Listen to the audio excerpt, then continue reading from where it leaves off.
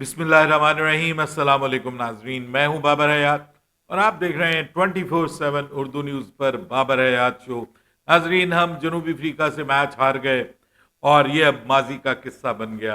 आगे चल के अब पाकिस्तान को जनूबी अफ्रीका के खिलाफ दूसरा टेस्ट मैच खेलना है, जो कि 2025 में इंशाअल्लाह हमारा पहला टेस्ट मैच होगा। 2025 का आगाज होने में अब एक दिन बाकी है और हम बात करेंगे 2025 के अपने पहले टेस्ट मैच में पाकिस्तान की टीम में पॉसिबल चेंजेस के हवाले से। कुछ दो तब्दीलियों की बात हो रही है पाकिस्तान की टीम की प्लेइंग 11 में। वो कौन सी इंपॉर्टेंट चेंजेस हैं? बाय द वे, आप मुझे बताएं अभी, फौरी तौर पे लिखें नीचे कमेंट्स में कि आपके ख्याल में वो दो तब्दीलियां कौन सी होने जा रही हैं पाकिस्तान की टीम में। अभी लिखिएगा, जरा ये ना हो कि मेरी आगे बात सुन के फिर आप लिखिए। चीटिंग नहीं करनी, बिल्कुल मुझे बताइए कि आपकी क्रिकेटिंग सेंस क्या कहती है कि कौन सी दो तब्दीलियां पाकिस्तान की टीम में होनी चाहिए या हो सकती हैं। इसके अलावा आज के इस प्रोग्राम में मैं आपको एक बड़े फैसले के बारे में बताने जा रहा हूं, जो क्रिकेट के करता धरता करने जा रहे हैं शान मसूद की कप्तानी के हवाले से। उनकी कप्तानी पे बहुत सारे सवालात उठ रहे हैं और अब उन सवालात का जवाब ढूंढने की कोशिश कर रहा है पाकिस्तान क्रिकेट बोर्ड। क्या होने जा रहा है उनकी कप्तानी की छुट्टी के हवाले से, कब और कितना बड़ा फैसला होने जा रहा है, इस पे भी आपको अपडेट करूंगा। लेकिन प्रोग्राम के स्टार्ट में पहले हम बात कर लेते हैं इंडिया वर्सेस ऑस्ट्रेलिया। आज सुबह इंडिया को ऑस्ट्रेलिया ने मेलबर्न टेस्ट में शिकस्त दे दी और यूं इंडिया के WTC में पहुंचने के का ख्वाब जो है वो ऑलमोस्ट टूट गया, उसके ऊपर पानी फिर गया, उम्मीदें बिल्कुल खत्म हो गई और अब बहुत से समझ लें कि इफ्स एंड बट्स बीच में आ गए हैं। पहले तो इंडिया को जो है वो एक जो आखिरी मैच है सिडनी वाला वो जीतना है और सिर्फ उसी जीतने के ऊपर इंडिया की टीम फाइनल में क्वालिफाई नहीं करेगी, बल्कि उसके बाद इंडिया को यह भी इंतजार करना है कि ऑस्ट्रेलिया, जिसको अब इस सीरीज के बाद दो टेस्ट मैचेस की सीरीज खेलने के लिए श्रीलंका जाना है, तो वो दोनों टेस्ट मैच जो है वो ऑस्ट्रेलिया जो है वो श्रीलंका से हार जाए, क्लीन स्वीप हो जाए ऑस्ट्रेलिया को और इंडिया जो है ये वाला आगे वाला मैच जीत जाए। दूसरी जानिब इस शिकस्त के बाद भारत में एक सफ़े मातम बिछी हुई है और भारतीय मीडिया इस वक्त मुतालबा कर रहा है कि विराट कोहली और रोहित शर्मा फौरी तौर पर क्रिकेट से रिटायरमेंट ले लें। कुछ भारतीय मीडिया में ये बातें भी आम हैं जी कि जो वहां पे अंपायर्स हैं उन्होंने गलत फैसले दिए हैं, जायसवाल को आउट देने का फैसला गलत करार दिया जा रहा है। हालांकि वो फैसला दुरुस्त था, उसमें टेक्नोलॉजी की खराबी को एक वजह करार दिया गया है, लेकिन उसके साथ दूसरा आकाशदीप को जो आउट दिया गया उस फैसले के ऊपर भी बहुत नाराज हैं इंडियन क्रिकेट फैंस। लेकिन मैं पूछना चाहता हूं कि उससे पहले जितने भी आउट हुए हैं, 8 जो आउट हुए हैं उसमें तो कोई दो नंबरी नहीं की गई, वो क्यों आउट हुए हैं? और खास तौर पे रोहित शर्मा और विराट कोहली का तो चलें फिर भी कह लें कि एक सेंचुरी उन्होंने बना ली थी जो पर्थ का टेस्ट था और जीत में उन्होंने एक इंपॉर्टेंट रोल प्ले कर लिया था। लेकिन ये रोहित शर्मा तो बिल्कुल फारिग हो गए और अब उनके बारे में बात हो रही है कि वो किसी भी वक्त रिटायरमेंट का ऐलान कर सकते हैं। बल्कि मीडिया में पोल्स जो हैं वो करवाए जा रहे हैं, लोगों से राय मांगी जा रही कि क्या इन दोनों को क्रिकेट से जो है वो बाय बाय कर देना चाहिए या फिर यह है कि इस वक्त सिर्फ रोहित शर्मा को। बहरहाल वहां पे क्रिकेट, टेस्ट क्रिकेट में इस वक्त इंडिया को भी बहुत बड़ा झटका लगा है। दूसरी जानिब जनूबी अफ्रीका पाकिस्तान को शिकस्त देकर फाइनल में ऑलरेडी क्वालिफाई कर चुकी है, वो कंफर्म हो गए हैं, अब वो बाहर नहीं हो सकते चाहे जो भी मर्जी हो जाए।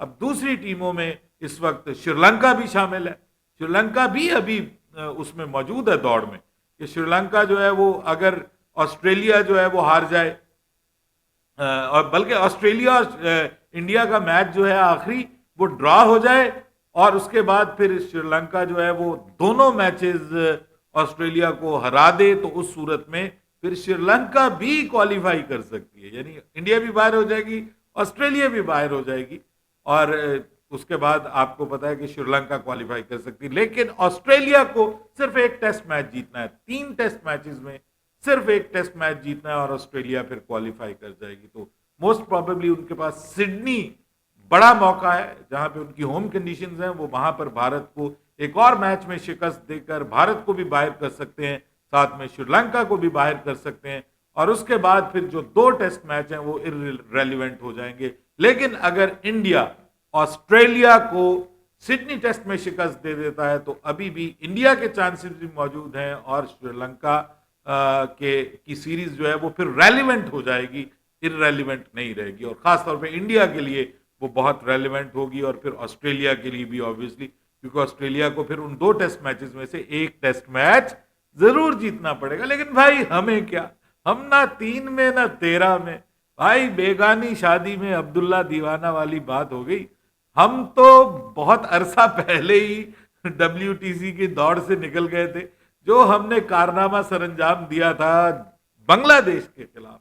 असल में वो कारनामा अगर हमने सरंजाम ना दिया होता तो हम अभी भी इस दौड़ में होते, और अगर काश हमने जो है वो इंग्लैंड के खिलाफ भी 3-0 जीता होता, अगर हम 2-0 जीत सकते हैं तो 3-0 भी जीत सकते थे, अगर वही वाली अप्रोच अपनाई जाती जो आखिरी 2 टेस्ट मैचेस में अपनाई गई, तो पाकिस्तान की सिचुएशन कुछ बेहतर हो सकती थी। लेकिन बहरहाल अब हम बाहर जा चुके हैं, लेकिन टेस्ट मैच तो बाकी है, टेस्ट मैच बाकी है, और टेस्ट खेलना है पाकिस्तान ने, आगे चलकर भी टेस्ट खेलने हैं। टेस्ट सीरीज इससे 2025 में 2 टेस्ट मैचेस की सीरीज खेलने के लिए वेस्ट इंडीज की टीम पाकिस्तान आ रही है, और वेस्ट इंडीज की टीम 18 साल बाद पाकिस्तान का दौरा कर रही है, तो ये भी एक बड़ा हिस्टोरिक मोमेंट होगा। लेकिन इस दौरे में पाकिस्तान की कप्तानी बदल सकती है। जी हां, जनूबी अफ्रीका के खिलाफ आखिरी टेस्ट मैच अब शान मसूद का बतौर कप्तान आखिरी टेस्ट मैच हो सकता है, एंड हु नोज कि अगर वो बल्लेबाजी में परफॉर्म नहीं करते, यहां इस मैच में भी उनकी कोई परफॉर्मेंस नजर नहीं आती, और परफॉर्मेंस से मुराद कोई 50-50 नहीं है, कोई 100 नहीं मारते, और कोई एक इनिंग्स में 100 या दूसरी में 50, कुछ इस किस्म की परफॉर्मेंस नहीं देते, तो सर शान मसूद की कप्तानी तो फाइनल हो गया है कि Shan Masood is not going to be the captain of Pakistan for the 2025 के बाद जो साइकिल स्टार्ट होगा WTC का, उसमें आपको शान मसूद पाकिस्तान टीम की कप्तानी करते हुए दिखाई नहीं देंगे। डिसअपॉइंट किया है उन्होंने अपनी कप्तानी से, और एक बार नहीं, मैंने कल की वीडियो में तफसील से इस पे बात की कि एक बार नहीं, उन्होंने ऑस्ट्रेलिया में भी डिसअपॉइंट किया। हमने उनको छूट दी कि चलें ये इनकी पहली सीरीज थी, इनको पूरा मौका मिलना चाहिए, पूरा उनको WTC का टेस्ट साइकिल दे दिया गया। उसके बावजूद अगर आप परफॉर्म नहीं करते, आप बार बार वही गलतियां दोहराते हैं, और मैचेस करीब जाके चांसेस आपके प्लेयर आपको क्रिएट कर देते हैं, लेकिन आप उन चांसेस को ग्रैब नहीं कर पाते, तो इसका मतलब कप्तान की कप्तानी में झोल है, फॉल्ट है, मसला है, और वो मसला अब हल होने जा रहा है। आपको बड़ी खबर दे रहा हूं, ब्रेकिंग न्यूज दे रहा हूं कि शान मसूद को कप्तानी से हटाने का फैसला कर लिया गया है। चाहे पाकिस्तान ये जो केप टाउन टेस्ट मैच जीत भी जाता है, तो भी ये फैसला असूली तौर पर, प्रिंसिपली ये फैसला कर लिया गया है कि शान मसूद कैप्टन मटेरियल नहीं है, पाकिस्तान को वो कप्तानी नहीं कर सकते, और खास तौर पे अंडर प्रेशर वो कप्तानी नहीं कर पाते। जो सबसे बड़ा प्रॉब्लम ये है कि उनको जब मौका मिलता है, और जो मुखालिफ टीम जब ऑनस्लॉट करती है,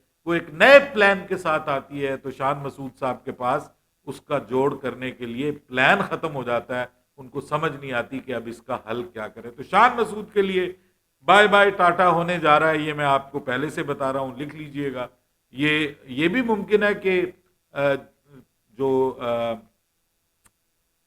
सीरीज है अगेंस्ट वेस्ट इंडीज, इसमें ही उनको फारिग कर दिया जाए, और ये भी मुमकिन है कि इस सीरीज में उनको, अगर ये मैच आखिरी वो जीत लेते हैं, तो एक सीरीज तक के लिए मौका दे दिया जाए। लेकिन जो नेक्स्ट सर्कल स्टार्ट होगा टेस्ट क्रिकेट का, WTC का, उसमें आपको शान मसूद कप्तानी करते हुए नजर नहीं आएंगे। ये मेरी बात लिख लीजिएगा, ये कंफर्म हो चुका है। बहरहाल अब पाकिस्तान को दूसरा और आखिरी टेस्ट मैच खेलना है, केप टाउन में खेलना है। केप टाउन में पाकिस्तान के लिए ये बड़ा मौका है कि एक हिस्ट्री क्रिएट करे। 18 साल हो गए पाकिस्तान जनूबी अफ्रीका में कोई टेस्ट मैच नहीं जीता। जनूबी अफ्रीका के खिलाफ आज तक पाकिस्तान ने कोई टेस्ट सीरीज जीती नहीं है, बराबर भी नहीं की। टेस्ट सीरीज पाकिस्तान ने बराबर भी नहीं की। जो भी सीरीज में पाकिस्तान ने वो टेस्ट मैचेस जीते हैं वो 2-1 वाला सीन हुआ है, वो 2-2 वाला सीन नहीं हुआ कोई भी। तो ये पहली बार होगा कि पाकिस्तान वहां पे सीरीज बराबर करके आ जाता है। अब इस सिलसिले में पाकिस्तान की टीम में कुछ तब्दीलियों के हवाले से बाज़गश्त सुनाई दे रही है। तब्दीलियों में अगर मैं बात करूं तो दो तब्दीलियां मुमकिन दिखाई दे रही। एक तब्दीली तो ऑफ कोर्स कंफर्म है, वो किसकी जगह होती है ये डिपेंड करता है और उसके ऊपर फिर दो तब्दीलियां पॉसिबल हो सकती हैं। देखिए, एक तब्दीली तो कंफर्म है, मीर हमजा की टीम के अंदर वापसी हो रही है। मीर हमजा इस मैच में आपको हर सूरत में खेलते हुए दिखाई देंगे, ये बात कंफर्म हो गई है। ये मैं आपको बता रहा हूं, पहले से बता रहा हूं कि Mir Hamza will be the part of Pakistan bowling attack, और इससे पाकिस्तान की बॉलिंग को थोड़ी वर्सेटैलिटी मिलेगी, पाकिस्तान की बॉलिंग में वैरायटी आएगी। आपको एक लेफ्ट आर्म फास्ट बॉलिंग का, सीमर का आपको एक एंगल मिलेगा जो आपको कमी महसूस हुई पहले टेस्ट मैच में, जहां पे एक तरफ मोहम्मद अब्बास तो शानदार बॉलिंग करते हुए नजर आए, लेकिन उस तरीके से उनका साथ निभाने वाला कोई नहीं था जो दूसरे एंड से खास तौर पे इस तरह की जो क्रंच मोमेंट्स हैं मैच की उनमें अपने मेन बॉलर का साथ निभा सके। तो दूसरी जानिब वो सीमिंग कंडीशंस में जबरदस्त परफॉर्म करते हैं, ऑस्ट्रेलिया में उन्होंने साबित करके दिखाया है, जहां पे भी वो अब पाकिस्तान की टीम का हिस्सा बनने जा रहे हैं। दूसरे नंबर पे नोमान अली के हवाले से इस वक्त डिस्कशन हो रही है पाकिस्तान टीम में, जारी है कि नोमान अली को क्या पाकिस्तान की टीम का हिस्सा बनाया जाए, क्योंकि एक ही तरह की बॉलिंग अटैक के बाद मतलब आप सीमर्स के साथ जा रहे हैं मुस्तकिल, तो ये जो है वो पाकिस्तान की टीम के लिए कहीं जो सीमर्स का मुस्तकिल होना ये प्रॉब्लम ना हो। तो नुमान अली को भी शामिल करने के बारे में सोचा जा रहा है, बट ये डिपेंड करेगा केप टाउन की पिच के ऊपर कि वहां पर क्या पिच थोड़ी ड्राई होती है या वहां पर भी बिल्कुल वही वाली कंडीशंस होती हैं जो यहाँ पर मौजूद थी आपके केप इसमें सेंचुरियन में।